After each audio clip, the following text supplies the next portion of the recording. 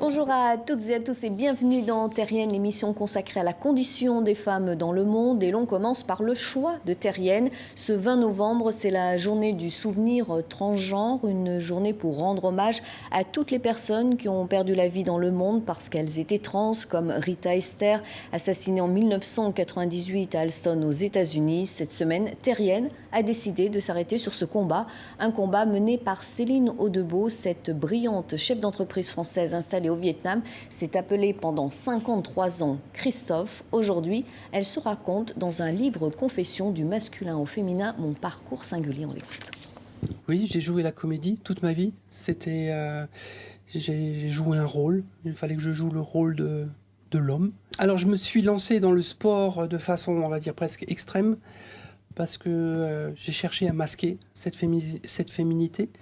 Je voulais pas que ça se voie. J'avais compris qu'il y avait quelque chose qui clochait, mais habitant dans un petit village, Internet n'existait pas, enfin il n'y avait aucune source d'information.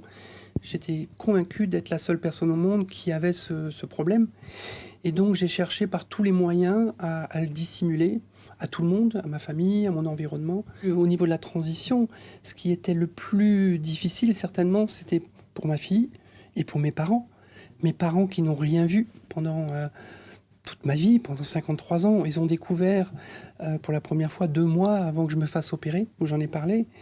Mais autrement, ils l'ignoraient totalement. Et bon, ils se sont aussi posé des questions. Est-ce qu'ils ont raté quelque chose? Est-ce qu'ils auraient dû faire quelque chose à un moment donné qu'ils n'ont pas fait? Mais bon, moi, je n'ai jamais parlé à personne. Donc, ils sont vraiment responsables de rien. Notre coup de griffe maintenant à ce clip qui annonce l'arrivée du Beaujolais nouveau. Une vingtaine d'hommes apparaissent dans cette vidéo, du vigneron au producteur en passant par le caviste. Aucune femme en revanche n'y fait du vin. L'une est restauratrice et l'autre fait ses courses.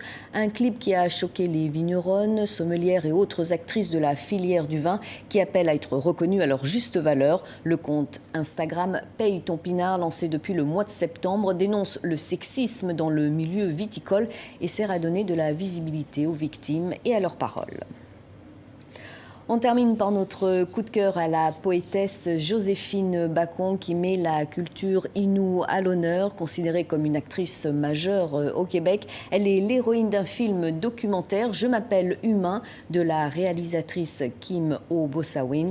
Joséphine Bacon y raconte son inlassable combat pour faire redécouvrir les Inuits, un peuple autochtone de l'Est du Canada.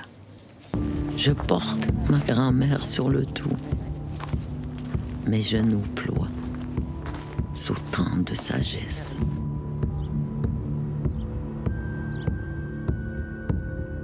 Je me suis faite belle pour qu'on remarque la moelle de mes os, survivante d'un récit qu'on ne raconte pas.